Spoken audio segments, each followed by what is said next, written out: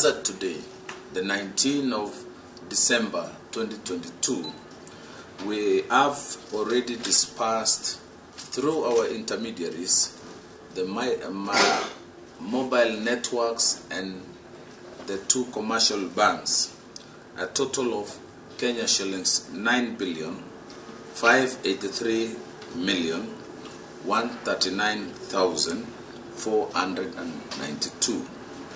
The total repayment received so far as at midday today was Kenya shillings 2,643,191,562.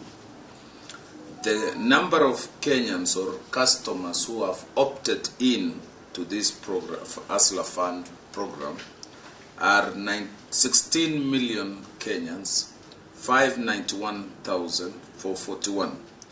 The second product of the microloans will be unveiled in February 2023 by the President, which will target groups, chamas, cooperatives, and will be channeled through SACCOs, micro-financial institutions, and banks. The loan will range between 100,000 and 2.5 million and 3 million. The loan will range between 100,000 and 2.5 million, targeting over 3 million enterprises under this category.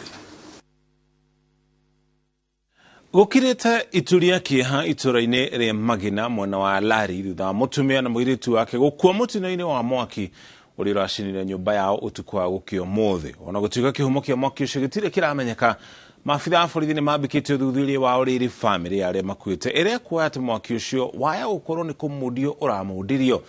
Na kuo tauni-ini ya Girigiri gikundi kia onjoria gitigitwo na hathara thutha wa mwaki gucina nduka ciao.